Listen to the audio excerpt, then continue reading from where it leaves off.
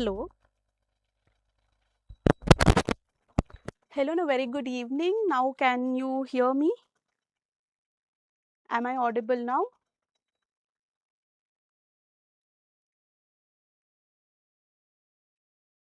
Am I audible? Okay. Now that I'm audible and the video is clear, let's begin with the session. Welcome to a session on answer writing practice. If you don't know me, I am CS Swati Sharma, a faculty at Ekcel Academy teaching the law subjects, and I'm a practicing company secretary by profession. Why is this session very, very important? It is because I've identified by speaking to a lot of students that they know the concept, they understand the subject, but when it comes to writing the answers in the examination hall, they struggle a lot.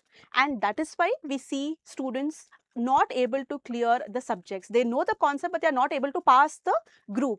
And that is why I thought it is very relevant for us to have this exclusive answer writing session and practice. And today we are going to focus on one subject, that is capital market and securities laws from group 2. But before going to that, let's understand few basics of answer writings, and then we'll get into actually solving the questions and seeing how you should write the answer for those particular questions. Now, see, whenever you want to write a good answer, if you want to write a perfect answer, two things are important. First is, what is the level of your preparation? That everything in this part 1 is related to your study. Have you studied enough? Have you completed the syllabus? Have you understood the concepts with clarity? Do you have the foundational knowledge of the concept? Everything in part 1 is related to your studying, which is not our focus area today. Our second part is, how are you going to approach the questions in the exam? This is what we are going to concentrate in our session today. If you want to talk about how to prepare for the exams, I'm just going to quickly take you through.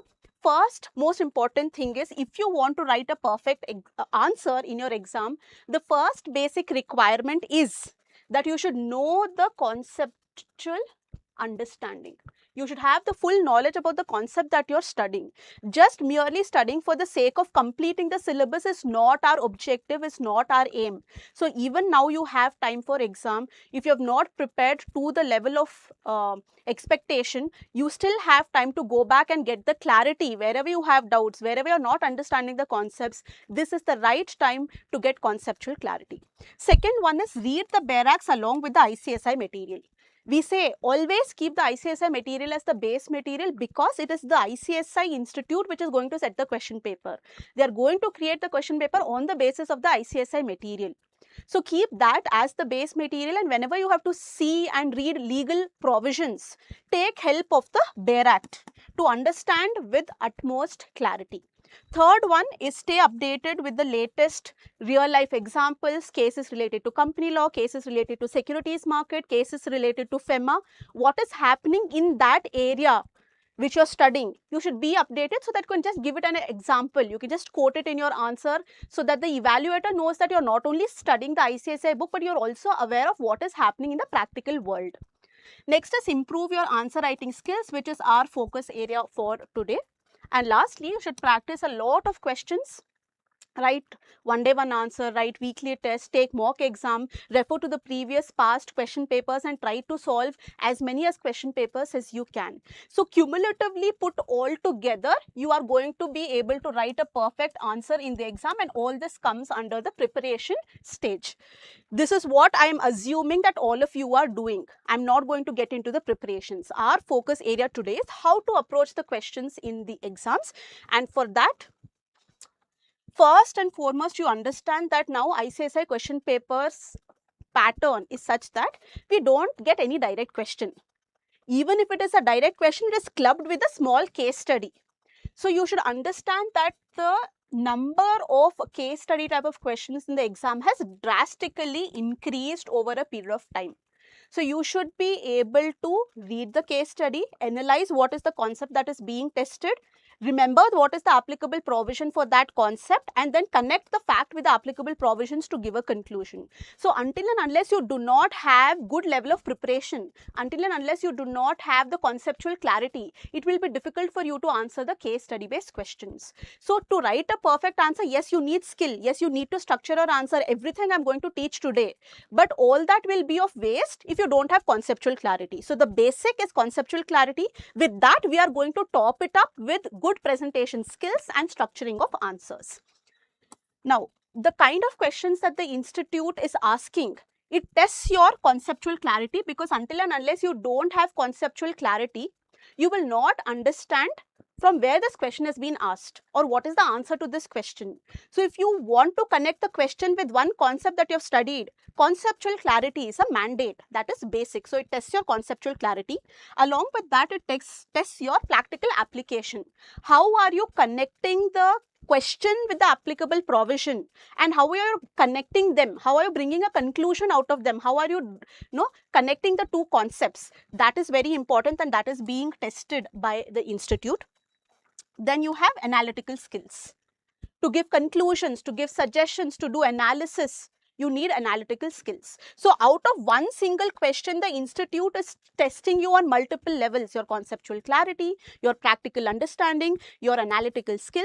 Everything is put at test because of the pattern of the institute, and that is why your level of preparation is expected to be at high levels. Now coming to the scoring, do you think it is difficult to score in a case study based question? The answer is no. If you have conceptual clarity, you know the answer. Case study based question is high scoring. Why? Because the suggestion is common.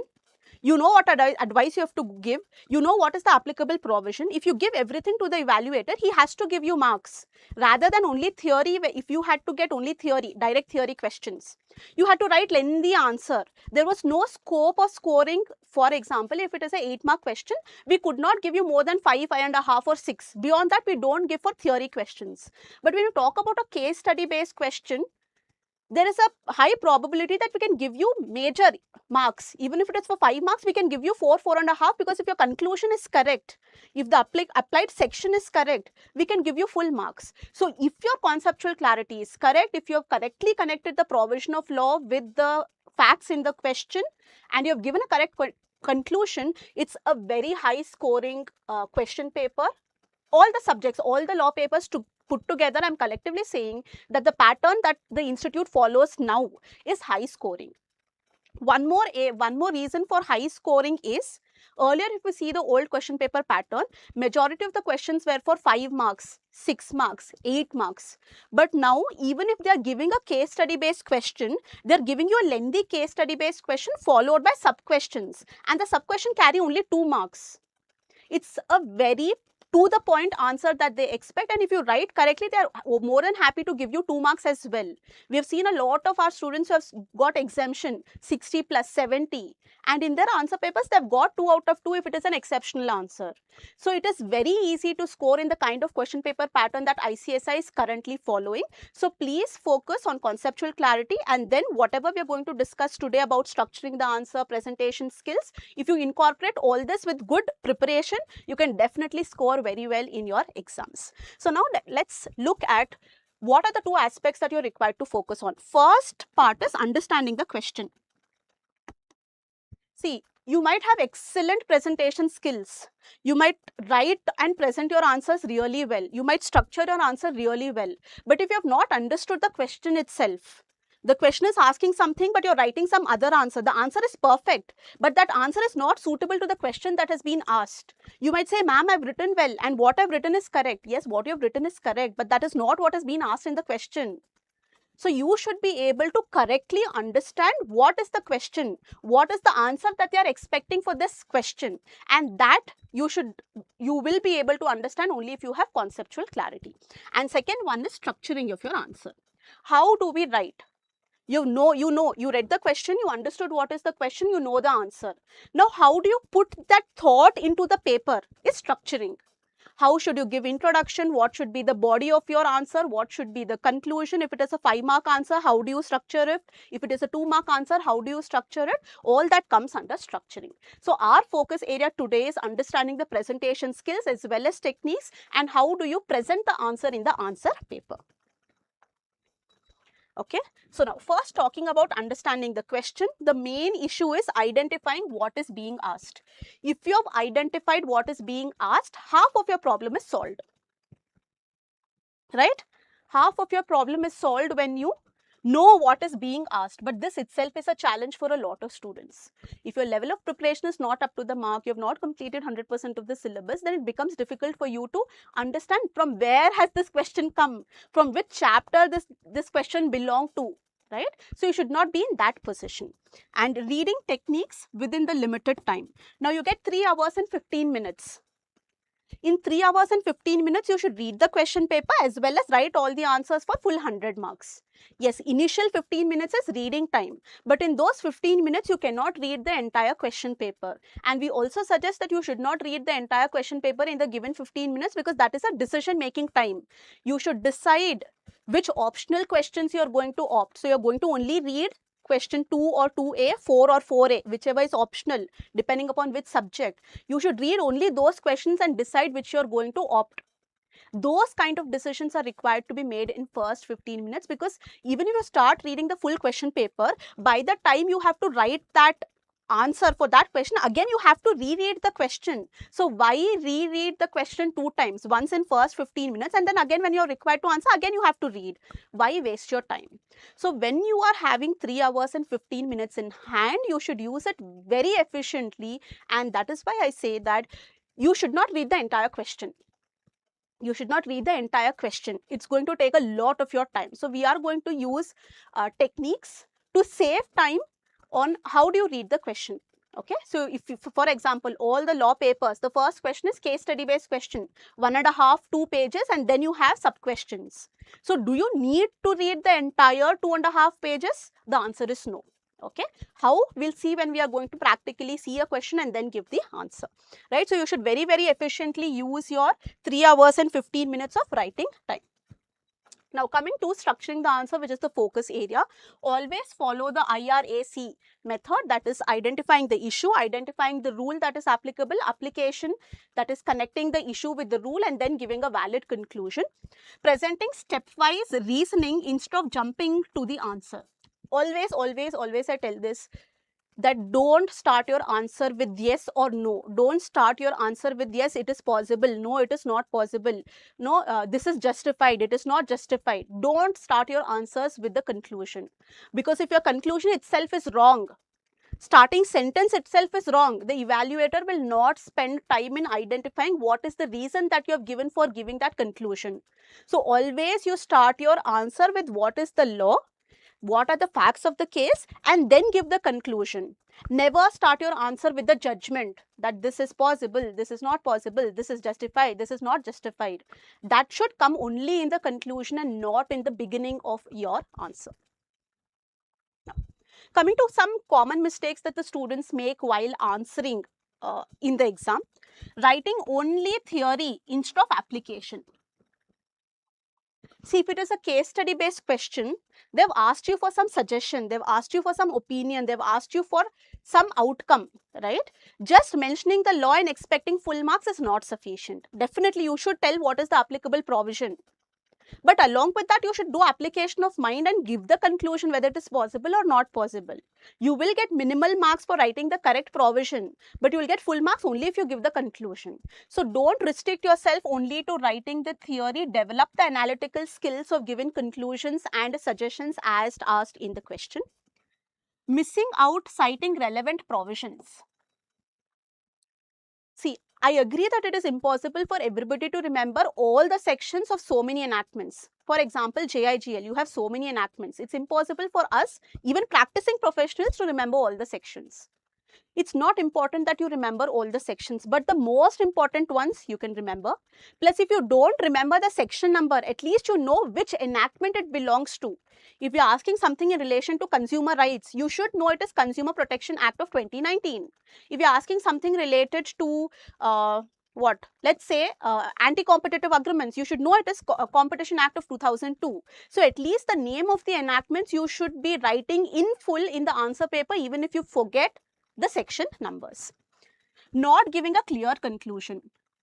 You are confusing the evaluator. Neither you're saying no, neither you're saying yes. Somewhere in between, the evaluator itself is confused of what the person who has written the answer is trying to say. It's neither a yes, it is nor a no. So you leave the evaluator itself confused. That is not the right approach. Give a clear conclusion, either yes or no. Ignoring keywords like advise, comment and examine. When the evaluator is going to examiner or whoever is setting the question paper, if they are using the words like examine, suggest, advise, comment, each one of these words have different meanings. Elaborate. Each one of these has different significance. Each one of these words have different meanings.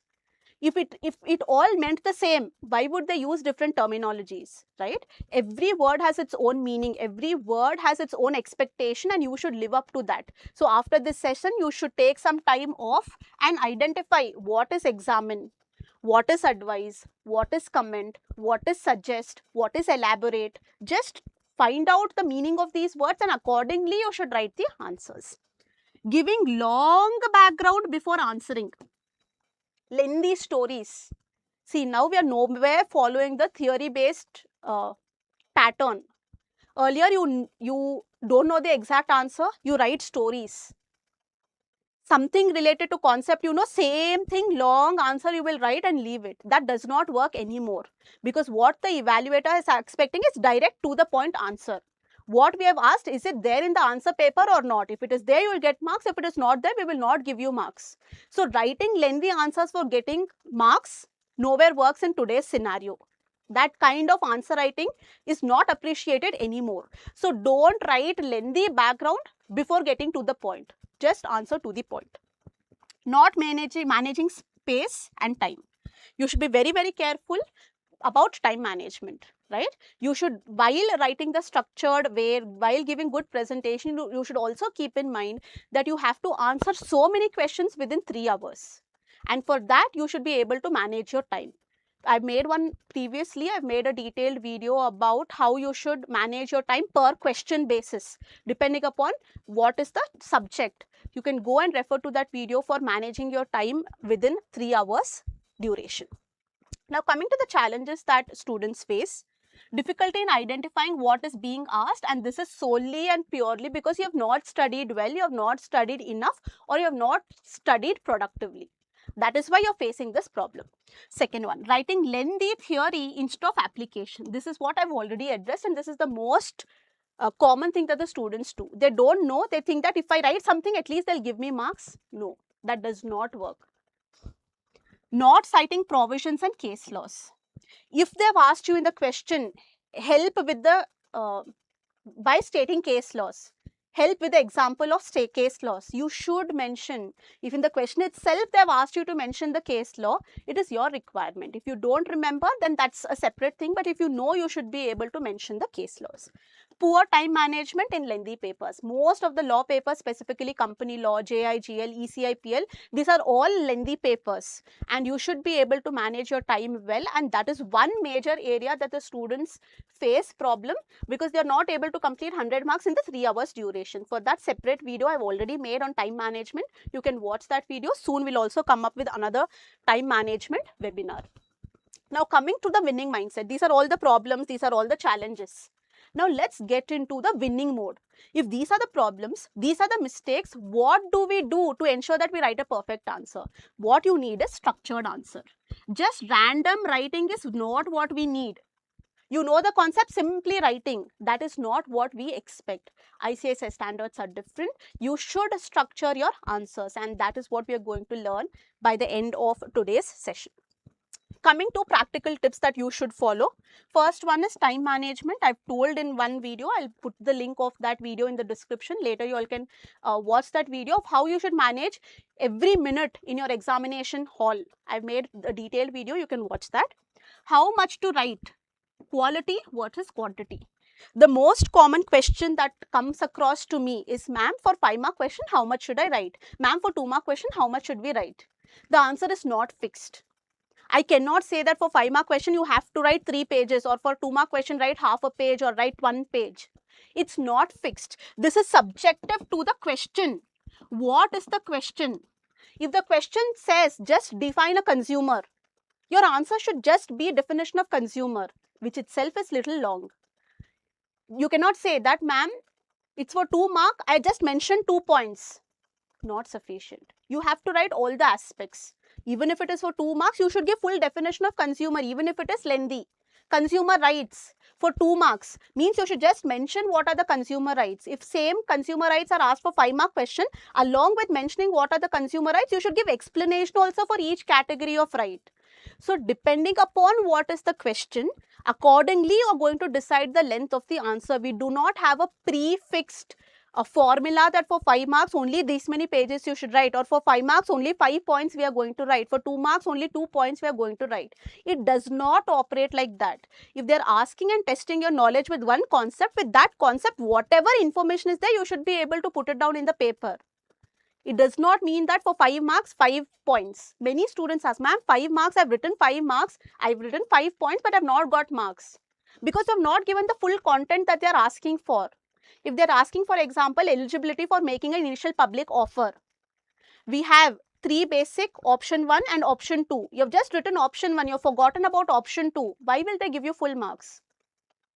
So if they are asking you one concept, around that concept, everything that you know, everything related to that concept, you should be able to write.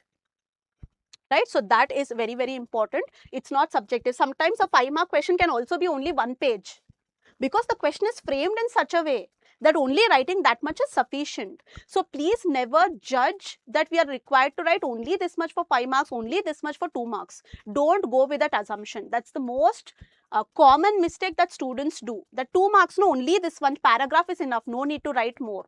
No, if you want full marks, there is scope of scoring full 2 out of 2. If you give a proper full content answer, they'll give you the marks.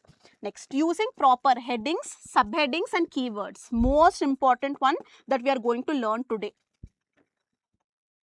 You just start writing the answer according to the section. But what does that section say? Given heading in the beginning. What does it talk about? According to this section, this enactment. You just start off the answer, but what are you explaining through that section? Give one heading. If multiple things they have asked, eligibility, conditions and tenure for appointment of director.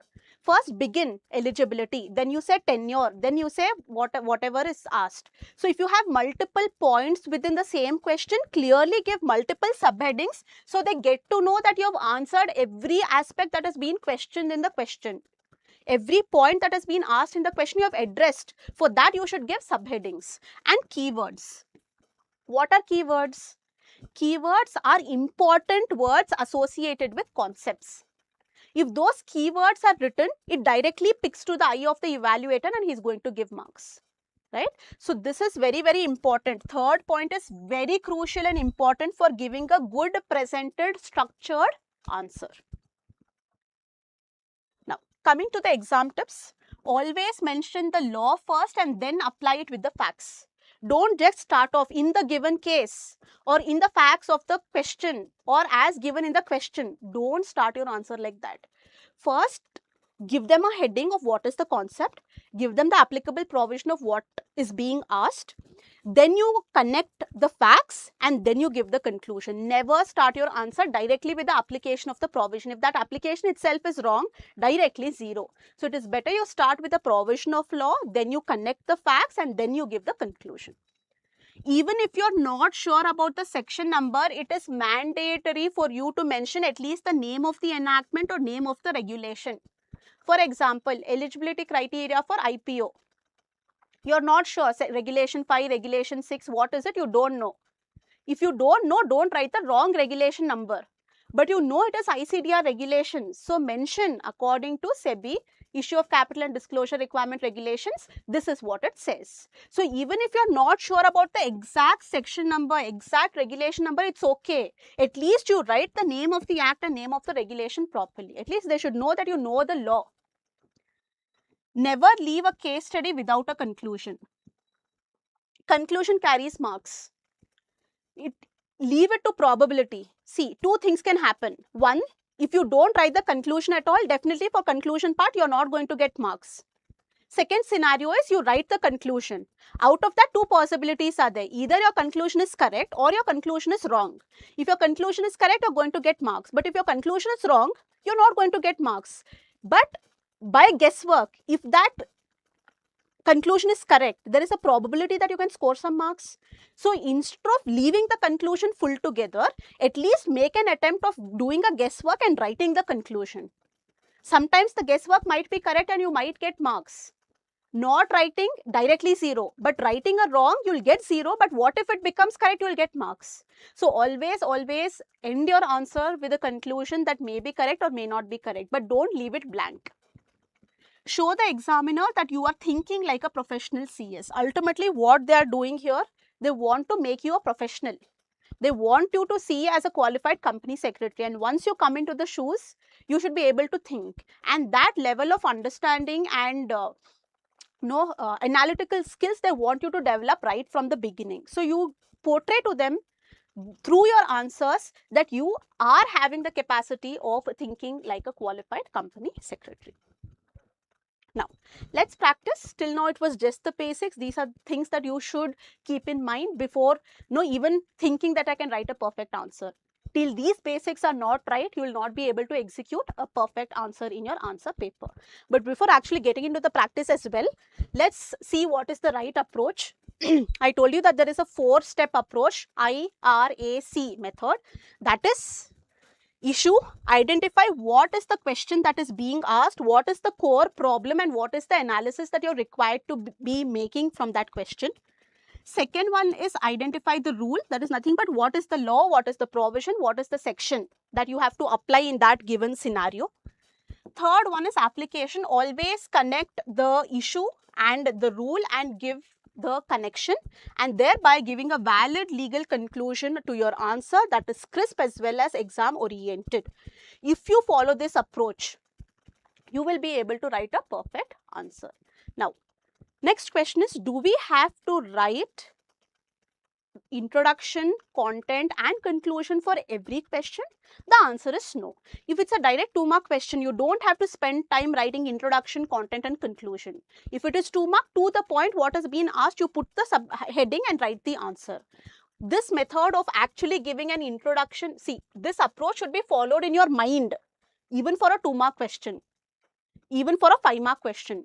But in paper, when you're structuring your answer, this method is going to be followed only for a 4 or 5-mark question or any mark that is beyond 5. Because as of now, whatever pattern they are asking, they are not asking any question for more than 5 marks. So 4 or 5 marks if they are asking, you should follow this method even on paper. But if they are asking a question for 2 or 3 marks, keep it direct. But this approach should run in your mind, but not on the answer paper. Right? So using this, let's begin some writing practice. But before getting into the writing practice, you can let me know if you face some specific challenges, because if you tell me what are the challenges you face, I can give you all suggestion, and while giving the answers to the questions, I can also address the challenges that you are facing. Yes? Are there any specific challenges or problems that you face while you are writing answers in your exams? No?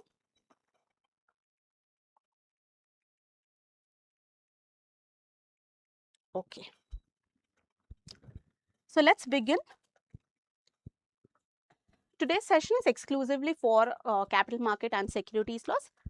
Even though it is related to one subject, even other students who are not taking up CMSL and are writing other law papers can also take benefit of this session, because it's not, I'm not teaching here.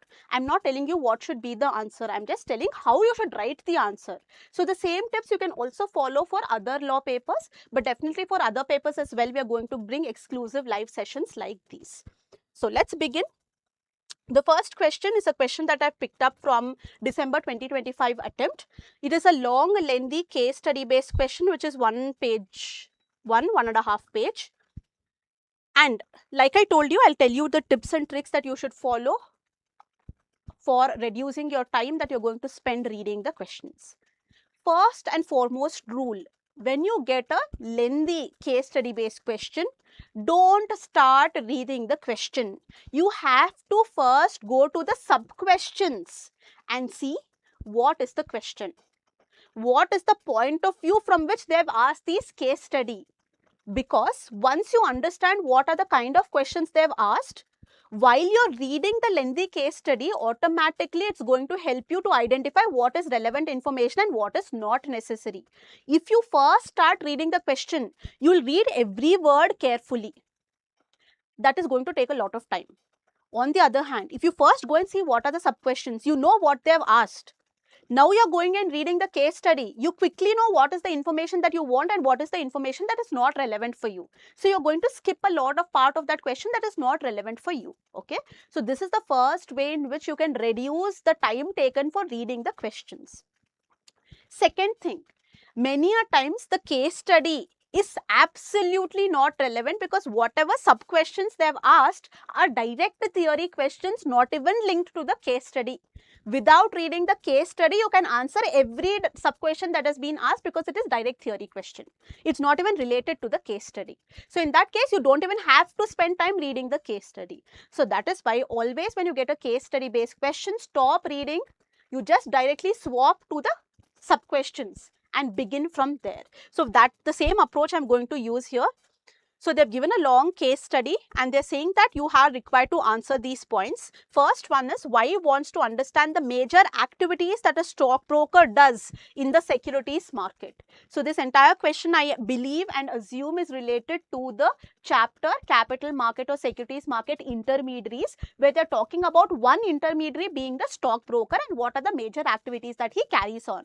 So this question, even without reading the case study, I can answer because I know what are the major activities that a stockbroker carries out. Second one, if Y starts his profession as a stockbroker, then what specific roles and responsibilities will he have as per the stockbroker regulations of 1992? Again, direct theory question where I don't even have to read the case study. Here they are asking about specific roles and responsibilities. Third question, what is the minimum net worth requirement that Y needs to have for starting his business as a stockbroker as per the stockbroker regulations of 1992? Again, without reading the case study, I can answer this because it's directly asking only the net worth requirement. And one more advantage that you have in this question is they've mentioned the name of the regulation in the question itself. That also you don't have to think. Applicable provision is given here itself in the question. And the fourth question is, to become a qualified stockbroker, what parameters Y should have so that he may be designated so by SEBI? So who is a qualified stockbroker? For that, whatever qualificational conditional requirements are there, that we are required to answer, and that also is direct theory. Without reading the case study, we can answer the same. Now, Y also wants to understand the difference between the role of a portfolio manager and how is it different from that of a stockbroker. They want you to tell what is the role of a portfolio manager and how a portfolio manager is different from a stockbroker. So now you tell me, did you have to read this entire case study spending 3 minutes? The answer is no, because each one of the sub-question, without even reading the case study, we can answer because it's all direct theory. So many a times you might feel that the case study is complicated and you panic by reading the case study. I'm not understanding what are the facts in this case. You don't have to always panic by seeing the facts. Just go and see what is the question that they asked. The question may be something that you know, and then you, after knowing what they have asked, you are able to better understand what is the case study that has been given. So always before reading the case study, make it a point to see what is the question and then analyze what is the case study. Okay. So now I'm not spending time in understanding and reading what is there in the case study because it was not relevant for me. Now let's see how are you going to write an answer, because that all of these carry how many marks? 5 questions of 2 marks each, that is for 10 marks. So 10 marks from one single chapter, one single concept, that is stockbroker. Just one intermediary stockbroker, they have asked you 10 marks worth question. 5 questions of 2 marks each. Because it is a 2 mark question, we are not going to give introduction, we are not going to give conclusion. They have specifically asked roles, they have specifically asked major activities, they have specifically asked net worth requirement, they have specifically asked the difference between portfolio manager and the stockbroker. So we are going to answer to the point because it's only going to carry 2 marks. So we are not going to spend a lot of time in writing a 2 mark question, because we have to answer the 5 mark question in depth and in length, right? So we should be very, very careful. So first question is about major activities about stockbroker, but I also identified by reading the question that all the 5 sub questions are related to one concept, that is stockbroker. So briefly I've started my answer. See, one more important thing before going into the aspect is that you have guideline answers issued by the ICSI, right? Every year after the attempt, they are going to issue the question paper and guideline answers. Most of the students come to me and may say, whatever is written in the guideline answer, I have written the same thing, why have I not got the marks? See, guideline answers are only suggestion of what the answer should be. It's not the structure, it's not the presentation. They are only suggesting, they are telling that this is the answer, but that is not the way you are required to present in the answer paper. You should have your presentation skills, structuring skills, and then write the answer. So don't compare your answer to the guideline answer for determining how the answer should look like. The content answer should be what is there in the guideline answer, but that is not the way of presenting the answer. So don't try to depict your answers like guideline answers. That is not the right approach. That's only a suggestion of what is the correct answer. That is all, right? So your answer should be structured in a way that it talks to the person who is correcting. You write 1 page long answer without breaks, without leaving a line, without giving a proper heading, subheading. We people who are reading the answer paper have to go through each and every word, each and every sentence that you have written, and by the time we come to an end of that answer paper, we will be exhausted, because every page you have written in a similar way, and it is taking a lot of our effort to reach each and every word and sentence that you have written. A good answer paper is the paper that talks to the person who is correcting. We don't look for the information attracts us. That is a good paper. Your answer paper should talk to the evaluator. You are looking for net worth requirement, it is here. You are looking for the condition, it is here. So paper should be so well written that we should not search for answers. The answer should pop up and show that, see, you are looking for this information, it is here. That should be the level of presentation skills that you should have in your answer paper. So I have begun this answer with a small aspect of stockbroker, because all the 5 sub questions are related to the stockbroker. So I have structured the answer in a way which says that stockbrokers are intermediaries in the securities market who are a very important link between the investors and the stock exchange. Because investors, if they want to buy and sell the securities, they should have a stockbroking account which a stockbroker provides. So that's the only introduction that I've given. Small line. Stockbroker is a very important link between the investor and the stock exchange. And the law that governs stockbroker is SEBI Act, SEBI Intermediaries Regulations, and SEBI Stockbroker Regulations. That is all the introduction that I have given. So from this, the evaluator will easily know that you have understood what the concept is. Now directly getting into the specifics. First one, what are the major activities that the stockbroker carries on? The only activity is facilitating the buying and selling of securities on the stock exchange. It provides a platform, it provides the app, or it provides a system through which the investors can buy and sell the securities, right? That itself is a stock exchange. So that connect is done by a stockbroker. So it's a simple one liner which says that stockbroker is a person having trading rights in a recognized stock exchange and includes a trading member. Stockbroker plays a very important role in the secondary market, helping both the seller as well as the buyer to enter into transaction. It is through the stockbroking account that we are going to buy and sell the securities on the stock exchange, and that buying order, selling order is placed through a stockbroker, right? So that itself is the primary major activity of the stockbroker. Apart from that, he is not doing anything else major. That's the main primary role of a stockbroker, and that itself is sufficient for 2 marks. Just that is the primary activity, facilitating buying and selling of transactions on the stock exchange. Now, second sub-question was related to the roles and responsibilities of the stockbroker. Again, it is a direct question. It's there in your material. The same thing you should write. Write it point wise. Don't write in lengthy paragraphs. As much as possible, put pointers and write. Write 1, 2, 3, 1, ABC, whatever you like. Right? You just follow and put it into points. Roles and responsibilities. See, I could just start off. I could, without putting this. Most of the students don't write this. They just start off. Answer 1, whatever is A, 2. And you start off stockbroker, this. That I'm not saying it's wrong. I'm just saying it's not good presentation. I'm just saying it's not proper structuring. If you want your answer paper to talk to the evaluator, you should give the proper heading. And the proper heading in this particular given scenario is, yes, you should write what are the roles and responsibilities of stockbroker. So exactly he knows when you have started the next sub question. The person who is correcting, they should know when you have started the next sub question.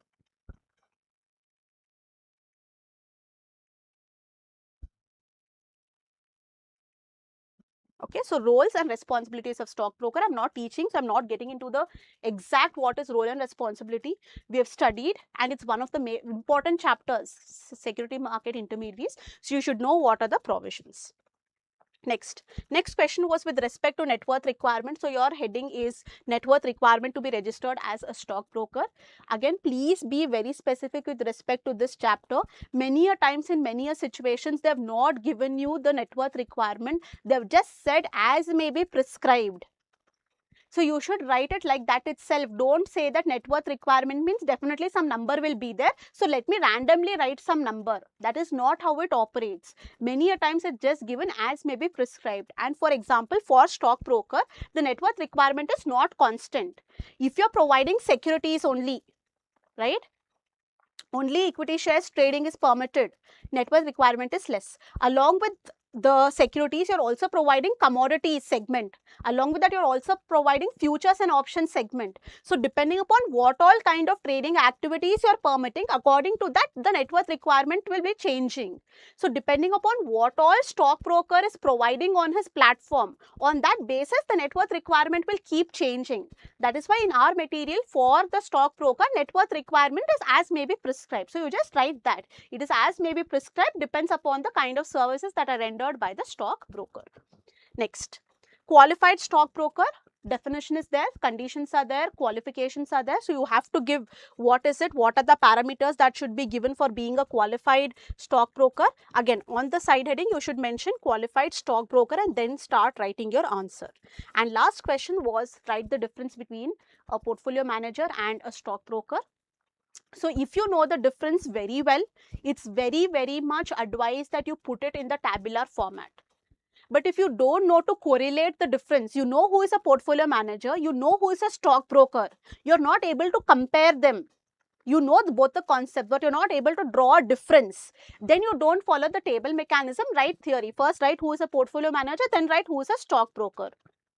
But if you know the concept really well and you know the point of differences, it's always advised that you write your answers in the format of a table. You can also add a third column here. I've just maintained two portfolio manager, stockbroker. Here you can include one more column in the beginning which says area of difference or particulars. On what point you're creating a difference between the two concepts that they have asked you to differentiate. So this is the right approach for difference between question, having a column wise tabular answer for giving the difference. First is what is the area of difference, then first concept, then second concept, and give them the difference. Okay, so that was the first lengthy case study based question. Now, any doubt with respect to lengthy case study based question? Again, what are these answers? I will share this. You can just get in touch with us on 973-973-3400 and I will send you this answers. These are the answers that have been written by me. I'll share these answers with you. Though it is based on guideline answers, but the way of structuring, the way of presentation is what is different, and that is what you have to incorporate while you are writing your answers. Okay, right. Next, coming to the next question, which is a question number 3C from the December 2025 attempt. It's for 5 marks. So let's read through what is being provided. Moonlight Limited is a listed company with the National Stock Exchange. For last couple of years, due to blockage of its funds and strategic assets and investments, it's going through a liquidity crunch. Recently, its newly joined finance director has suggested to raise funds by issuing of commercial papers which are valued at 37 crores. In the last board meeting, the directors have approved this proposal and also have suggested to get these commercial papers listed. You, being the company secretary, list down the conditions prescribed under Chapter 6 of the SEBI Issue and Listing of Non-Convertible Securities Regulations of 2021 to be fulfilled by the company for getting the commercial papers listed. This is the question. What is the question? It's a question where the company wants to list commercial papers and they want you to give what are the conditions that the company should satisfy to list the commercial papers, right? It's a question for 5 marks. Now, before me telling you what should be the answer or what should be the structure of the answer, I want you all to make an effort and tell me and let me know what should be the structure of this answer. What will you begin? How will you begin? What will be the content and what will be the conclusion? Yes? What will be the structure of your answer?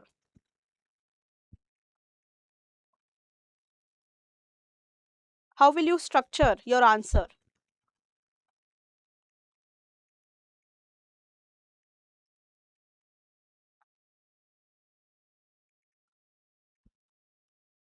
So, the structure will be, first you are going to tell in introduction what are commercial papers and how it's a source of raising capital.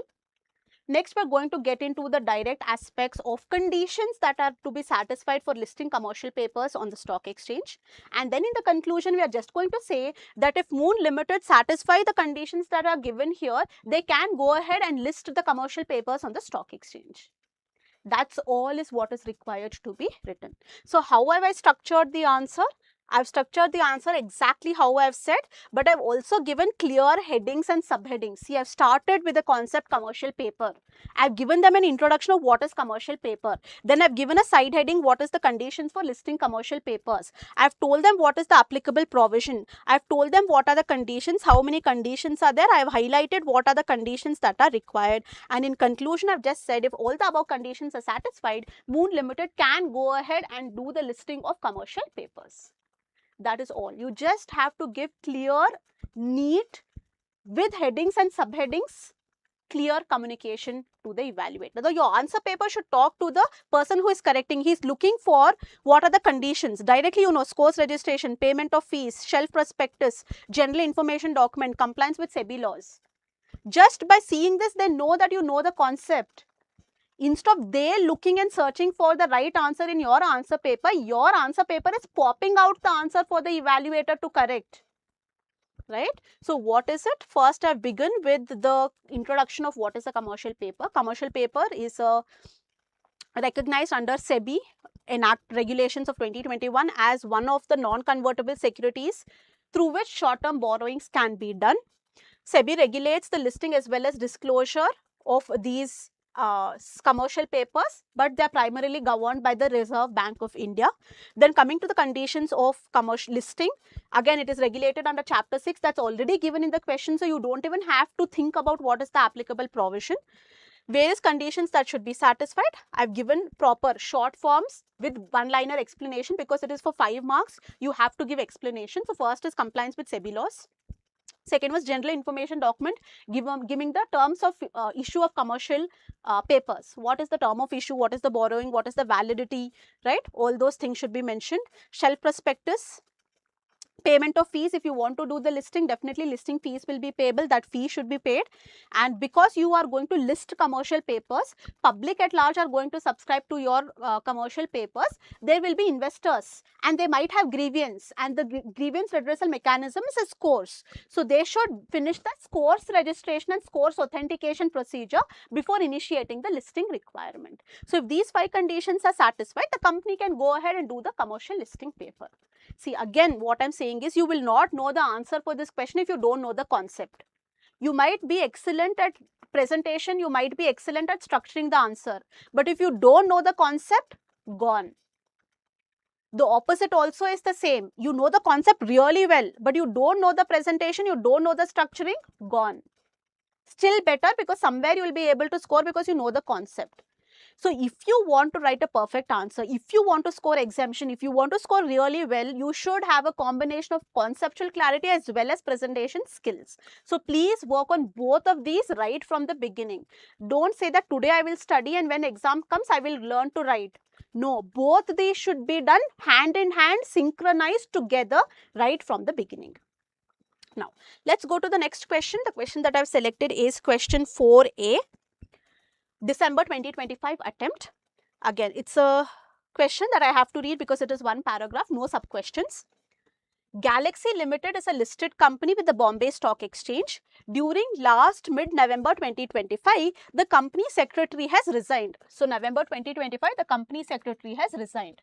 Now, you have been appointed as the new company secretary, but due to certain personal commitments, you are not in a position to join them before 1st of January 2026. In the meanwhile, to comply with various regulatory requirements, the board has decided to appoint one senior board member, A, as the compliance officer till you formally join them. A is not only the director, but he is also a qualified company secretary. During the board meeting, the legal officer has suggested that since A is also the director of the company, he will have a vested interest and therefore he cannot be appointed as the compliance officer of the company because he is already holding a position of director. Explain with reasons whether A's appointment as the compliance officer of the company between November to December end is valid or is invalid. They have not given you which chapter, they have not given you which regulation, they have not told you what it is being tested. This question is prime where your analytical skills are going to come into picture. Till now, whatever question we have seen, suggestive. Already the question was talking about from which chapter it belongs and what is the regulation. This is a core case study based question where they have not given you any kind of hint from which chapter it belongs or what is the regulation that is applicable. So you have to do the analysis, right?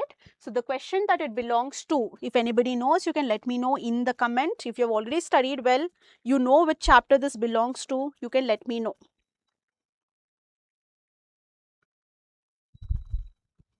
Okay, this is a question that is from LODR regulations, right? About appointment of a company secretary being the compliance officer of the company. Okay, yeah. Now, two things are there, two aspects are there. First, you should see the dates. Again, the first company secretary resigned in the month of November 25. I am going to be appointed. They said you are going to be appointed as a new company secretary, but you are not able to join them till 1st January 2026. What is the duration of gap? November and December, 2 full months. From 1st January, new company secretary can join. Now, for these 2 months, they wanted to appoint a board member who is also a qualified company secretary as the compliance officer, interim compliance officer, till the new company secretary does not take over. Now, can this A, who is the director, also be the compliance officer of the company? Can he hold a dual role in the organization or not is what is being tested in this particular question. So again, it's a 5-mark question. You have to give detailed answers. So what is going to be the structure? You tell me. You let me know how are you going to structure the answer. What are you going to write in the introduction? What are you going to write in the content? And what are you going to give as a conclusion? Conclusion is clear. You should either say that A's appointment is valid or A's appointment is invalid. That is going to be the conclusion. But to arrive at that, we are going to give the provisions. But what is going to be in the introduction? That is prime. that you should be able to analyze. And like I told you, introduction should not be lengthy. You don't have to give theory, long background. No, just basics, what is relevant to the question that is being asked. Very brief introduction. What is it going to be? Yes. User ZN says IRAC method. Yes, IRAC, but in that you tell me what is going to be the introduction. What is the issue? I've told you. Issue is, can A hold dual role, and is there a necessity for an interim company secretary? Rule, LODR regulation. Now you tell me application. Can we appoint that person? And through application you have to give me the conclusion of whether the appointment is valid or not valid. Yes. Have you not studied LODR regulations as of now? It's almost time you should have completed the provisions. Yes. So let's see what is the structure that I have given for this particular question. See, I've started with the side heading. The entire question is with respect to appointment of a company secretary, the compliance officer. So even by chance you have written a wrong question answer number, just by reading the heading they will know what is the question that you have answered. Which question are you trying to answer? So let your answer paper talk to the evaluator. This is one sentence that is common and I repeat multiple times before my students. Make your answer paper talk to the evaluator. Don't make the evaluator to search for the answer. Your answer paper should talk to him, right? So first we are going to begin with the heading that says that appointment of company secretary, the compliance officer, and we say appointment of company secretary is governed under provisions of Companies Act as well as provisions of LODR regulations if it is a listed company.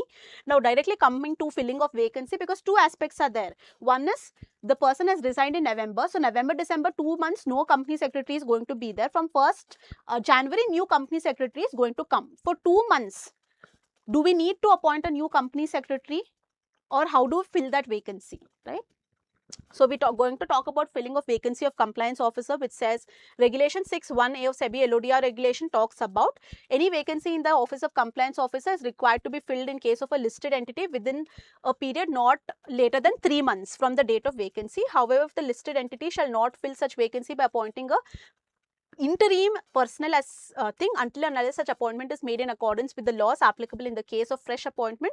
So such office and the obligation under such laws are made applicable to such person. So yes, they say that we have 3 months of time to fill the vacancy. So from January 1st, if a new company secretary is coming, in between there is no need for appointing one more company secretary. Directly you can make a fresh appointment of a company secretary who is going to join in from 1st of January.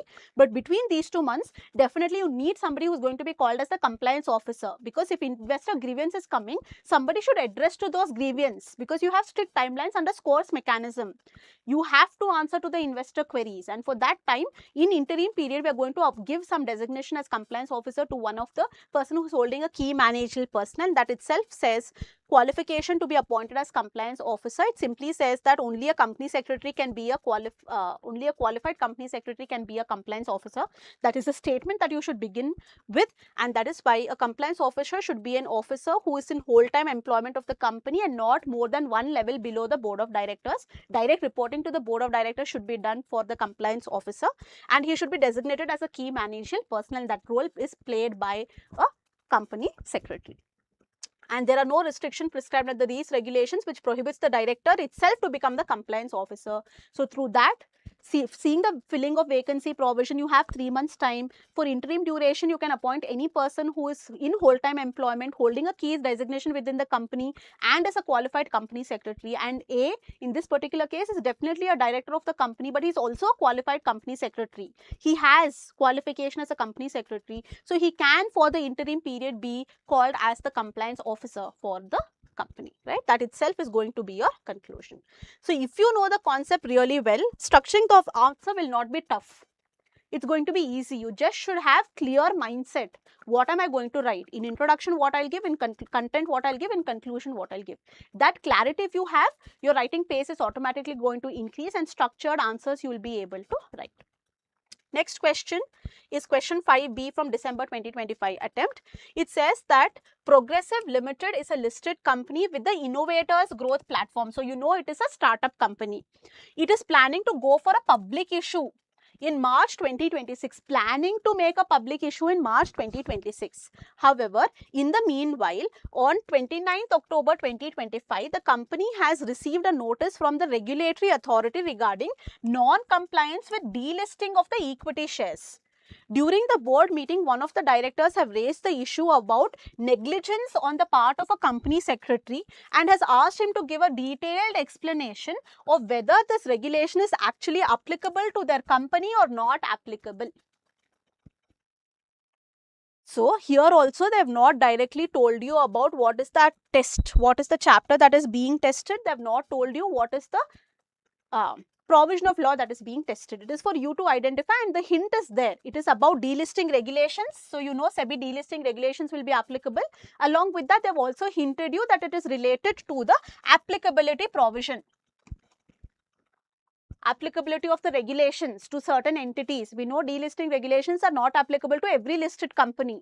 It is only applicable to selected category of companies. So, here we have to talk about applicability and non-applicability of SEBI delisting regulations. And it is for 5 marks. So, you have to give them the detailed answer. What is going to be the structure?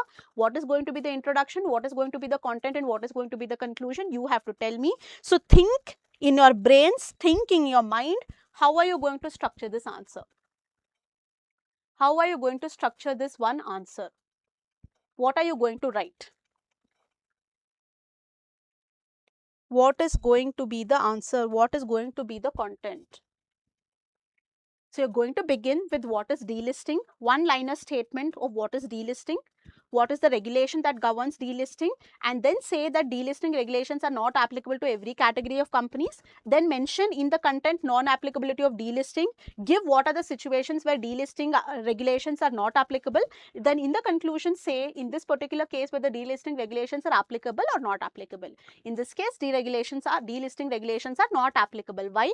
Because the company is not made public issue. It is listed on Innovators Growth Platform. But we also know that on Innovators Growth Platform there are two things. One is only listing, where you have only registered your company on the platform so that people can identify that you are a startup. And one more is listing while raising funds.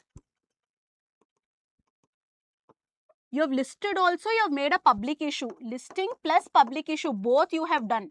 You have collected money also. You have listed also, you have taken money also. Here it is listing without issue, without public issue. So, in case it is a company which has done listing without public issue, in that case delisting regulations are not applicable. In case you are a startup company that has listed and also raised money from the public, in that case delisting regulations will be applicable because you have to give exit offer to the public shareholders because you are going to get delisted. Right. So, in this particular case, they have not done the listing. It's only they have done the listing without making a public issue. So, delisting regulations will not be applicable. That is going to be the conclusion. So, how am I going to structure this answer? According to me, I am going to write it in the form of a letter, because here they have asked the company secretary to justify whether the regulations are applicable or not applicable. The board is asking suggestion from the company secretary. So, when it is a question that is asking suggestion, advice, opinion from a company secretary, always try to give it in a letter format to the board of directors. So, I have given it in the format to the board of directors of Progressive Limited. The subject of the letter is applicability of SEBI delisting regulations of 2021. Now, dear board of directors or to the team, in reference to the notice received from regulatory authorities on 29th October regarding certain non-compliance of delisting of equity shares, please find below the compliance status of the company. SEBI delisting regulations are not applicable to all categories of companies listed on stock exchange. These regulation itself provides for non-applicability clause. Now, talking about non-applicability of delisting regulations, see clearly I have given multiple subheadings. I have started with applicability I have given. Now, I am talking about non-applicability of delisting regulations. 2 points are there. That explanation I have given. Whatever is non-applicability clause says, whatever regulation or non-applicability says, that I have written. And in last I have given that applying the provisions to the company Progressive Limited is a listed company on Innovators Growth Platform, and it is still planning to go for a public issue, and therefore Securities of Progressive Limited are listed and traded on Innovators Growth Platform and recognized stock exchange without making a public issue, and hence SEBI delisting regulations will not be applicable to the company. Thank you, regards, Company Secretary. So they are listed, but they are not trading, means they have not taken money from the public at large. That is not happening. So it's listed without trading. Is the letter format compulsory? Naveen is asking. That it's not compulsory. It's only a technique of presentation. It's only a way of structuring your answer. It's not mandatory. You can just start off your answer with what is delisting and then telling non-applicability of delisting regulations. That itself is also sufficient, but it's only enhances the quality of your answer, because once you become a qualified company secretary and people are going to come and ask you opinion, you're going to give them opinions, and it's going to be through emails, and emails are also drafted like letters. To an extent, you have to give subject, you have to write to whom you're addressing, what is the content. So try to present in that way so that the evaluator knows that you're ready to be a qualified company secretary. That's the only purpose of structuring an answer in the form of a letter. Now, coming to the last question from the December 2025 attempt, which says write a note on structure of mutual fund, and it's a 3-mark question, and write a short note on. Mandatorily in CMSL paper, question number 6 is always write a short note, and 5 sub questions are asked, 5 concepts on which you have to write short notes. So this question says write a short note on structure of mutual funds. Because it is a 3-mark question, we are not going to give introduction, we are not going to give conclusion, we are directly going to answer to the point. And we are going to begin with the side heading structure of mutual fund. Okay, introduction, we are giving them what is a mutual fund. Mutual fund is set up in the form of a trust which has sponsors, trustees, asset management company and a custodian. SEBI prescribed comprehensive set of guidelines for mutual funds to the mutual fund regulations, and these regulations stipulate that 5 important components are there to create the structure of mutual fund, and those components are these: sponsor, trustee, asset management company, custodian, registrar and share transfer agent. Just give one-liner explanation to each. You might say that, ma'am, it is for 3 marks, we will not give explanation, we will write only one word. It's not sufficient.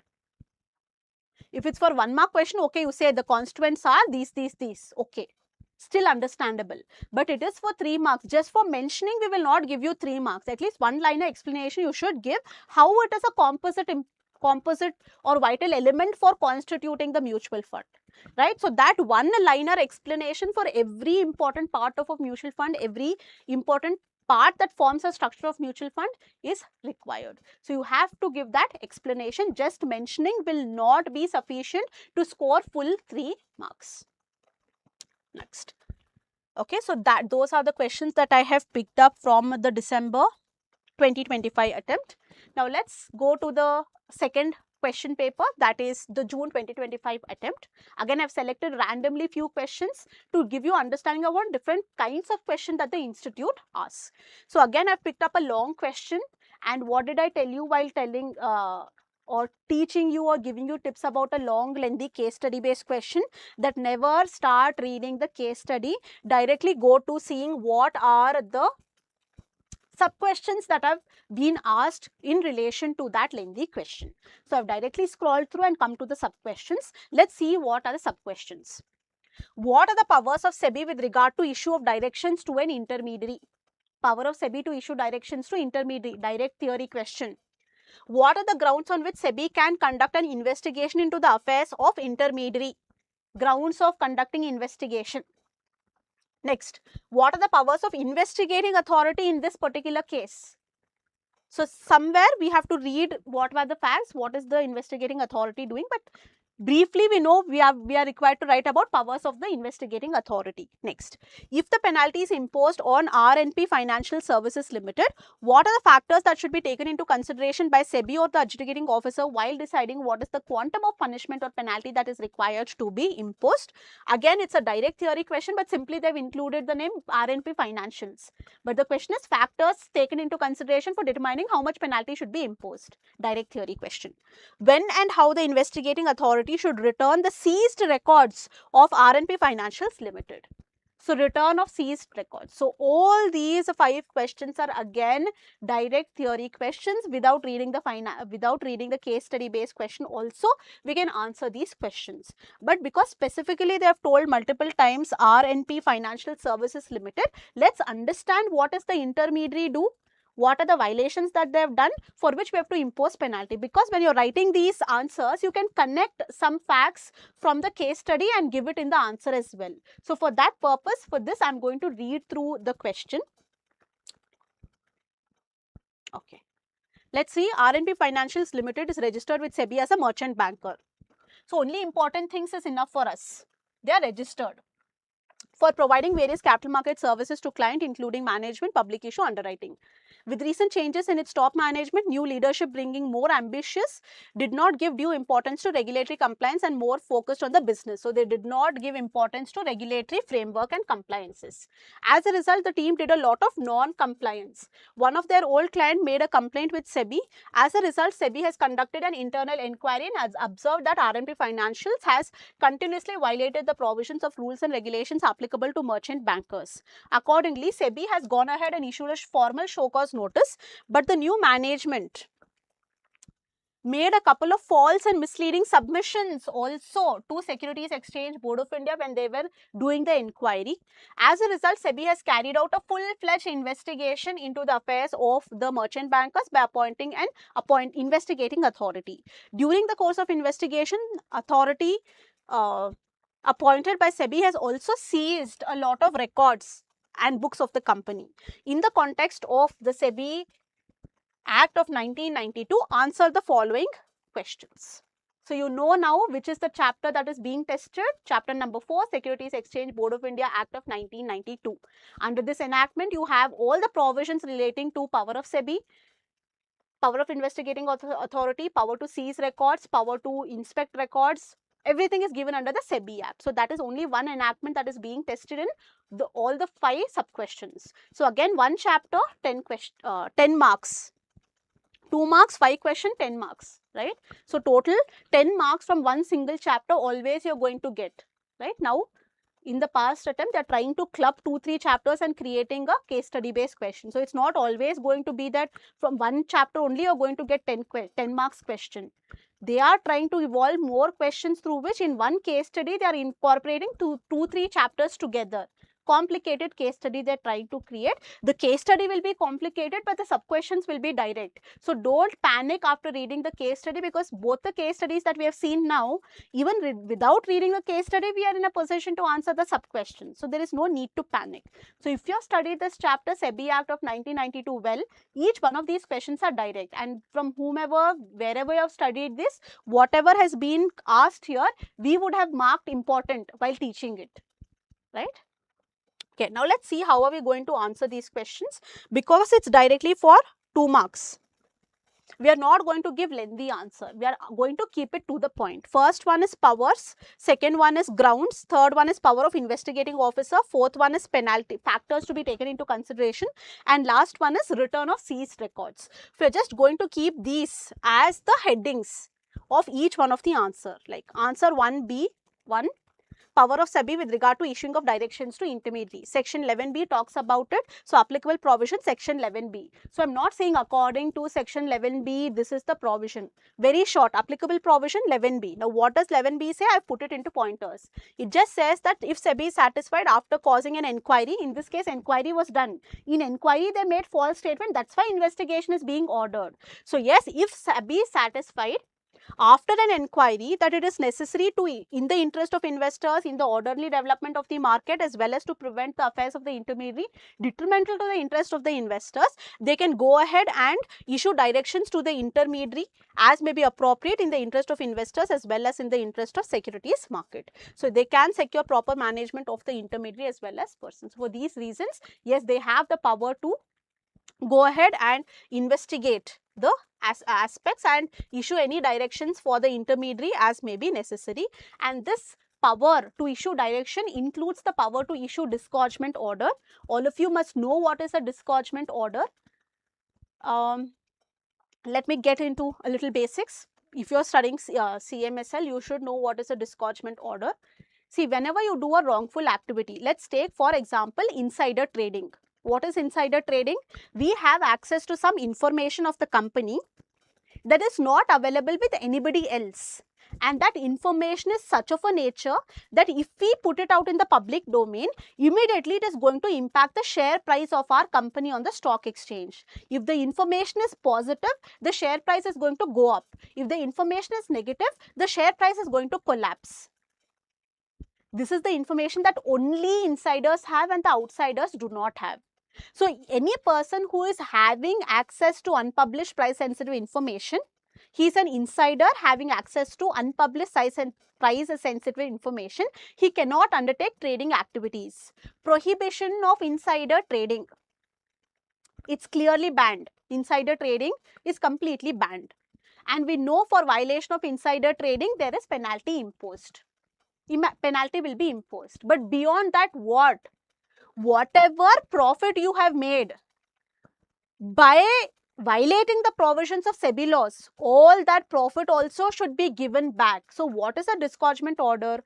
Disgorgement order is nothing but any profit that you have made because of violation of SEBI laws, all those profits should be paid back. Any losses that you have avoided, that should be paid, right? If you would not have taken that step, you would have, for example, share price is going to collapse. Today it is 100 rupees. You are expecting the share price is going to become 40. 60 rupees per share you are expecting a loss. You know share price is going to go down because you know the financials of the company is not good and they have suffered losses.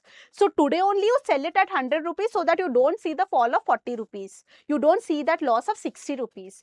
If you did not get to know about the financial position, if you did not get to know that the company has made losses, you would not sell the shares. You have sold it only because you already got to know that the company has made loss. You have avoided the loss because you had access to the information before anybody else had access.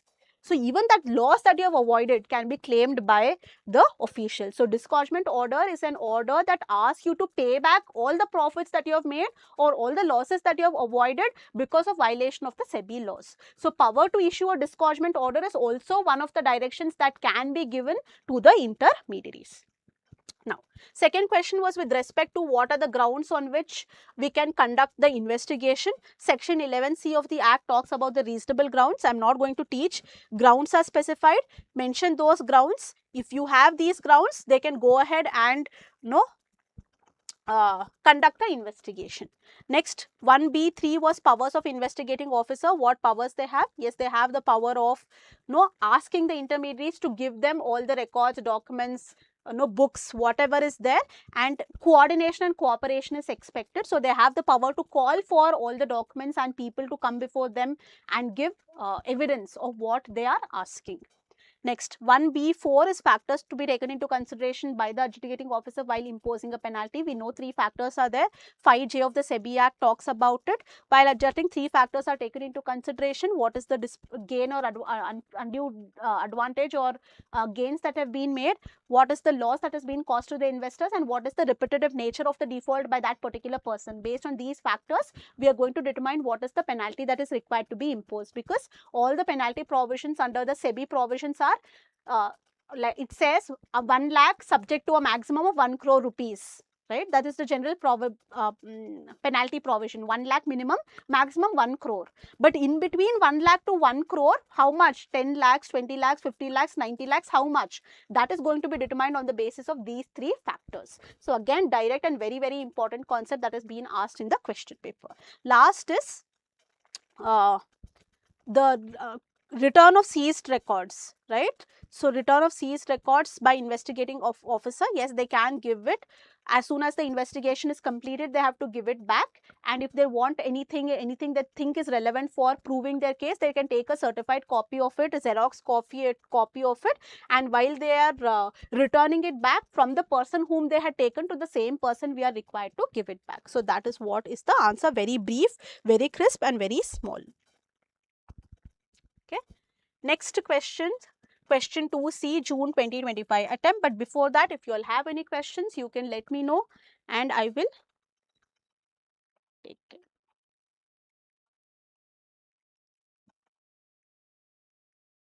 Savita G has says, ma'am, please tell me about CS completely. See, this is an exclusive session for answer writing practice, and that too specifically for capital market and securities laws. If you have any doubt in relation to the course itself, you can contact us on 973-973-3400. We have a lot of videos. We'll send those videos. You can also talk to us and get a free counseling, and we will address and clarify all the queries that you have with respect to the CS course. CSEET exam. Okay, you know, Savita wants to know about CSEET exam. Okay. Ma'am, please take answer writing practice for all law subjects. Yes, yes, we'll do that. We are going to plan it for every law subject. Next. Jitin says, ma'am, please conduct CMSL and ECIPL full marathon. I'm not promising anything, but maybe we will come up with some marathon soon. Okay, now let's get into the next question. Question 2C from June 2025 attempt. Under the provisions of Depositories Act, a depository is a registered owner for the purpose of effecting transfer of ownership of securities, but it is the beneficial owner who owns or control over the entity. What is beneficial owner and depository under the provisions of Depositories Act, and what are the rights available to the beneficial owner?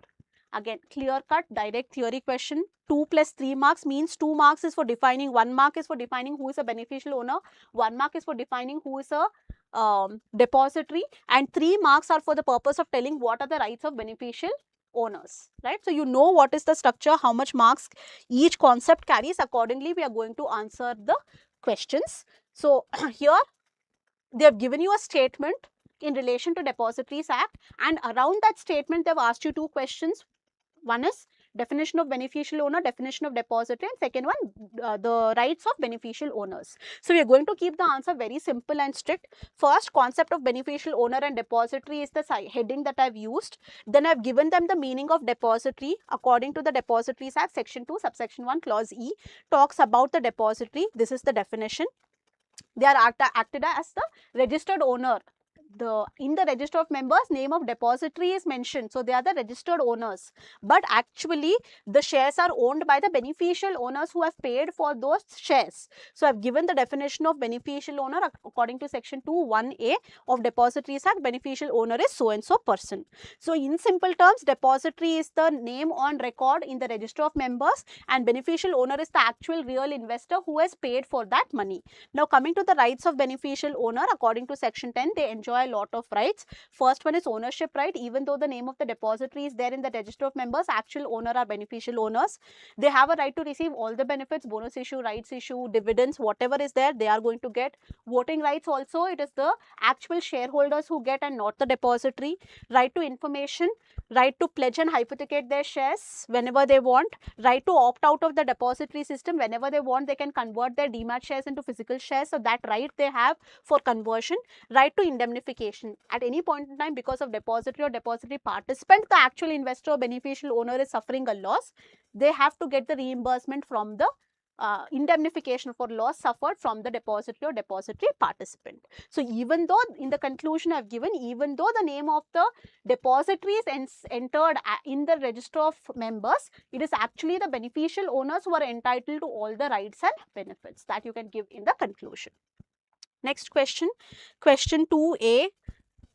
Sub-question 2, June 2025 attempt, it says that capital market intermediaries are a vital link between investor, issuer and regulator. Elaborate the concept with the help of objectives of intermediaries for 5 marks. So, direct theory question, no case related, one statement, and you are required to elaborate on that particular concept.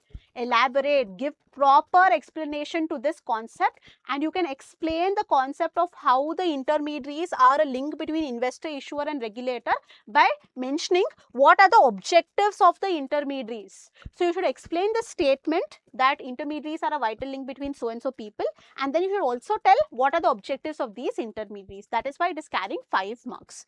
So, we are going to begin with what are capital market intermediaries. Capital market intermediaries is a very important part of the entire financial system. They comprise of institutions and mechanisms which intermediate the term funds and long-term pool funds are pooled and made available for businesses, organizations and individuals. Primarily, three participants are there in the capital market, that is the issuers, investors and financial intermediaries, and it is the intermediaries who create this vital link between the issuer, regulator as well as the investors. They help the functioning of the entire financial market. That is what I've given in the introduction.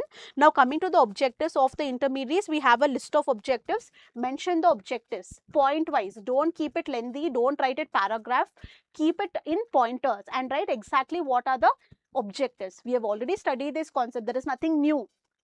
I'm not teaching here, I'm telling you how to write the answer. That's why I'm not telling you exactly what are the objectives. But in point wise, we are required to write what are the objectives of the intermediaries and then give a valid conclusion. Therefore, it is said that the capital market intermediaries are actually the vital link between the investors, the issuers as well as the regulators. Because of these objectives, because it provides these functions, because it does these activities, they create a vital link.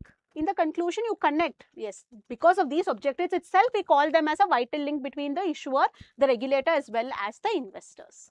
That's all. So, proper introduction is there. Who are capital market intermediaries? Then you have given the objectives of capital market intermediaries and you have connected the statement. Whatever statement was given in the beginning, you end your answer with that statement, saying that whether it is correct or not correct. Yes, it is correct. They are a vital link between them. So, you justify, elaborate the concept. Next.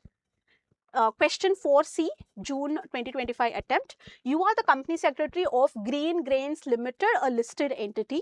In the last board meeting, one of the board members wanted to understand the principles of fair disclosure under SEBI PIT regulations 2015. Elaborate the requirements under the Code of Fair Disclosure. Again, direct question. For 5 marks, you know what they are asking. They are asking you a concept on SEBI PIT regulations. You know specifically they are asking you about the principles of fair disclosure under Code of Fair Disclosures. So, direct theory question where you don't even have to do the analysis. If you know the concept, you have studied the concept, you have to write the answer. No thinking required, no analysis required, nothing. Direct theory question. Again, because you are a company secretary and you are required to give them some answer, I have tried to put it in a letter format to the board of directors, Green Grains Limited, and subject is principles of fair disclosure under SEBI PIT regulations. Dear board of directors, as per our discussion in the previous board meeting held, this is the following thing that you have asked for. Please find below the details. I have given what is insider trading. I have told them what are the two kinds of code that are required. Specifically talking about Code of Fair Disclosure, we have two things. One is code of practice and one is principles that are required as mentioned under Schedule A. The categorically asked us for what are the principles for fair disclosure as per Schedule A. So, mention what are the principles that are given under Schedule A, and lastly, what are the regulatory requirements, because they have asked you two things in the question. They wanted to understand what are the principles, and they have also asked you to elaborate on the requirements under the code. So, we have given the principles under Schedule A. Lastly, under requirements, we are required to give that the board is required to specifically have a code of practice and procedure, and that should be listed on the website of the company and also notified, right, to the stock exchanges. So, this should be the third point. By mistake, it has come here. This is third point. First point is formulation of the code. Second one is publication on the website, and third one is notification to the stock exchange. These are the regulatory requirements of the Code on Fair Disclosures. So, direct theory, non-analytical, non-thinking, nothing. Direct. If you know the concept, you know the answer, write it. Lastly, I have ended it because I have started in the format of a question, of a letter. I have ended it with thanks, signatory, the company secretary. Next. June 2025 attempt, question 6E, write a short note on fixed delisting price. Again, direct. Fixed delisting price, it's a question that is from delisting regulations, and it's a question for 3 marks, direct short notes. So, you can directly start off with the side heading called as fixed delisting price, but because it's a concept that is not easily understandable, right. So, I have tried to give a basic introduction to what is delisting. Delisting means removal of securities from the stock exchange. As a consequence of delisting, the securities of the company will be no longer traded on the stock exchange. A company, if it's delisted from all the recognized stock exchange, the company mandatorily has to give an exit offer, and that exit offer can be given either through a reverse book building mechanism or through a fixed price mechanism. If we are going to go through a fixed price mechanism, fixed price is going to become applicable, and that is why we have to talk about fixed delisting price. This is the introduction that I've given. Always think from a point of view that the person who is correcting knows nothing about the concept, and how will you explain it to him? Right? And this one concept on the face of it is not understandable directly. That is why I've given a brief about what is delisting and why this fixed delisting price is come into picture. And then I've told what is fixed delisting price. According to regulation 20A, it deals with the price. What is the pricing limit? What is that requirement? It should be frequently traded. Only then we can go by fixed price mechanism. It is not frequently traded. We have to mandatorily go by the reverse book building mechanism. And post delisting shareholding, that 90% should be held by the acquirers and only 10% should be left by the public shareholders. Only then we say that successfully the delisting procedure has been completed. So if you want to do a what do we say, delisting through fixed price mechanism, these are the conditions that have to be fulfilled. Just mention 3 points, that is more than sufficient. See, for this answer, even if you would have not written the aspect of delisting and the 2 mechanisms, it was absolutely okay. It was absolutely okay. If you would have mentioned only these 3 points, you would have gotten the marks. But if you have given a proper structure, the evaluator will know that you know everything about this concept, that there are 2 methods, one is fixed mechanism, one is reverse book building, and we are talking only about fixed mechanism, and that is why that has been explained, right? So you should have clarity in your mind. Once you have clarity, structuring the answer will not be difficult. Presenting the answer in a proper way will not be difficult. In this, I have not done anything extraordinary. I have only ensured that I give proper heading. I have only ensured that I have maintained subheadings. Whenever I am answering a separate part of the question, I have given subheadings in between. And next one that I followed is I have not given lengthy paragraphs. As much as possible, I have put it in points. Keep it simple. Don't write lengthy paragraphs or lengthy statements. Keep it short and crisp. If you follow these 3 basic rules, headings, subheadings, and pointer answers with highlighting keywords, important words, that itself is going to give you a proper structure and presentation to your answer.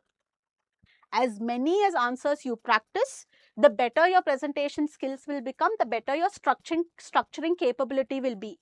The more you will be able to identify quicker what should be the introduction, what should be the content, and what should be the conclusion, right? So follow these tips in identifying what should be the content of your answer, right? Yes.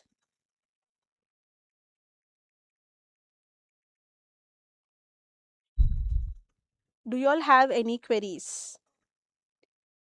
Any doubt with respect to how we have written, structured, presented the answers?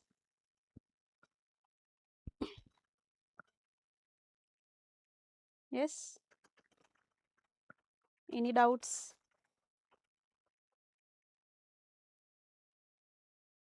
Ma'am, is language necessary in CMSL? See, the language, just basic English with good grammar is sufficient. And it should not be spoken English, it should be written English. You need not have to write the bare act wordings. You need not have to write section wordings. You can write in your own words. You can explain the concept in your own words in simple English. Just ensure that the concept is communicated. But some keywords will be there. Ensure that those keywords are included in your answer. They don't expect bookish language. They don't expect you to remember the wordings of the section. They don't expect you to write ditto what is there in the definition. If they're asking you define consumer, they don't expect you to define word to word exactly what is there in the bare act. You understand who is a consumer and define in your own terms. That itself is sufficient. But all essential elements should be there. Everything and every important aspect you should have communicated in your own language, right? So the bookish language is not required. Legal language is required, but in your own words, right? That you follow, it's sufficient. Karan, I think I've answered your question. Yes. Okay. Do we have any more questions with respect to presentation and writing skills? Yes?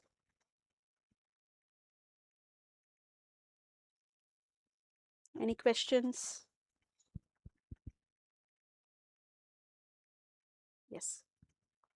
So this is one small session through which I have tried to communicate to you what are the things that you should keep in mind, how you can reduce your reading time of the question paper, how you should approach long, lengthy case study based questions, how you should not panic when you get a case study or case oriented question where you're not able to understand the facts, and what are the things that you should follow, or what are the presentation tips and techniques that you can incorporate while writing the answers.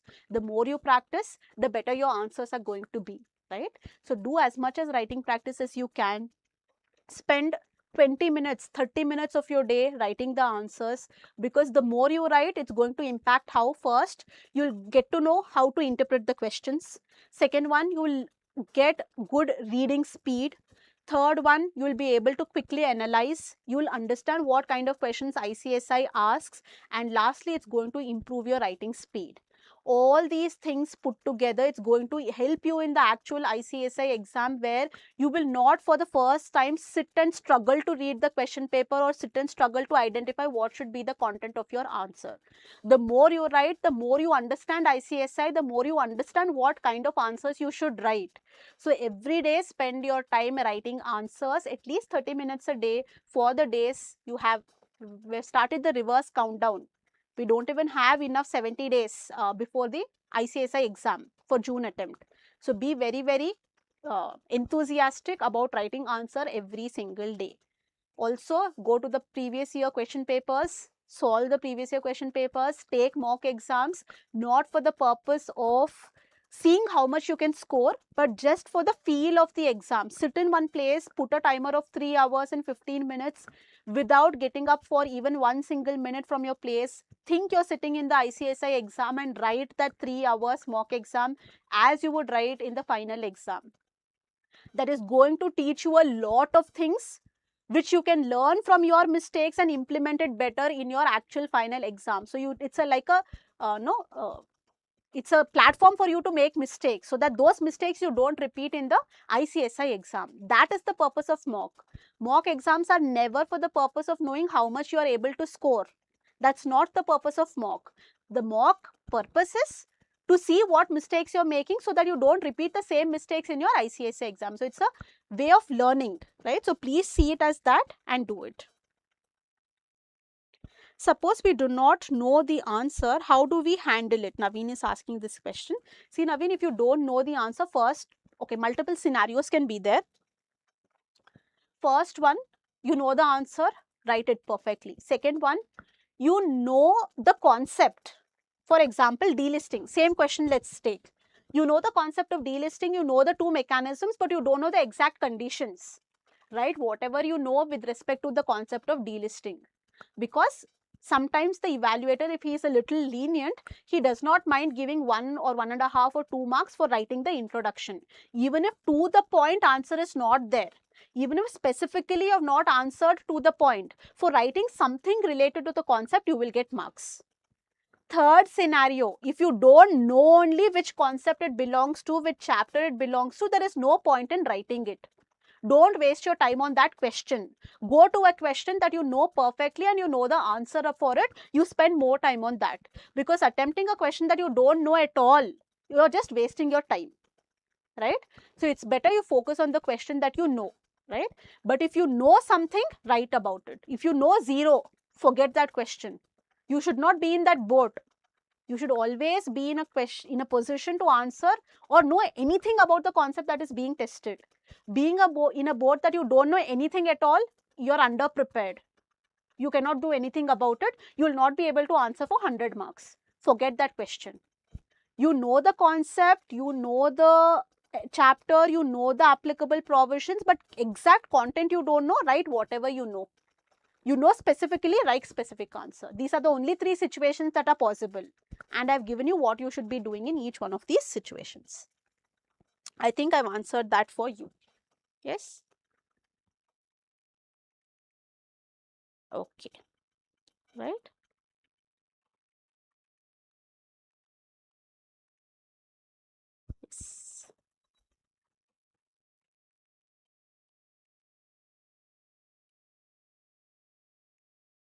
Okay. So this was a quick answer writing practice session. Very soon we'll be conducting personalized one-to-one answer writing workshop. In this, you're not able to write and show me the answers, so I will not be able to give a feedback. So in the personal workshop where we are going to conduct, we are planning for a workshop where you can come attend the workshop. I'm going to give you a question, you're required to write the answer and send me the answer. Instantly I'm going to see and tell you how you should improve, where you should improve, and how you have to rectify and improve your answer presentation as well as structure. So more details about that will be announced soon, because I think this is the exact time where you should start working on answer writing and improving your answer writing skills. That is yet to come. Please follow our page and channel for the notifications about the personalized answer writing workshop. More details will be announced soon. So this is all about the answer writing practice. Okay. Ma'am, when to consider scanners? Karan has this question, when to consider scanners? Karan, scanners are secondary document, right? So the first thing you should know is you should complete your syllabus. When you are doing your revisions, and I say that while maintaining that, you should do the revisions along with completing your syllabus. For example, by now you would have completed 2-3 chapters of CMSL, for example. You should not forget those chapters. So we are going to do spaced revision. You have completed chapter 1 today, you have begun chapter 4, for example.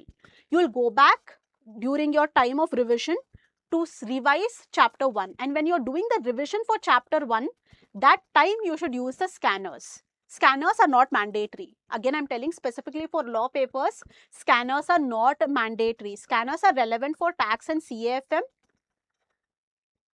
Scanners are only for seeing what are the kind of questions that the institute has asked in the past, that anyways you're going to do when you're seeing the previous year question papers. So as such, scanners are not relevant for law papers according to me. Just refer to the ICSI previous year question papers along with guideline answers. That itself is sufficient, because most of the scanners have only these things even as content in their books. It's just that they're segregated according to the chapters and kept it. That's the only purpose. Right? So when are you required to refer to the scanners? Only when you are revising the chapters to see what kind of questions they have asked and whether you are able to give answer to that question or not. At that point in time, scanners will become relevant. For studying, for preparation, for understanding the concept, please do not refer to the scanners. Right? I think I've made myself clear. Yes?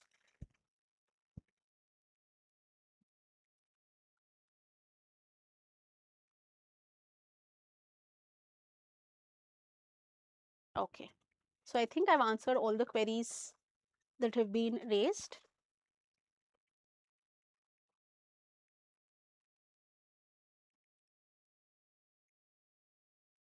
Yes.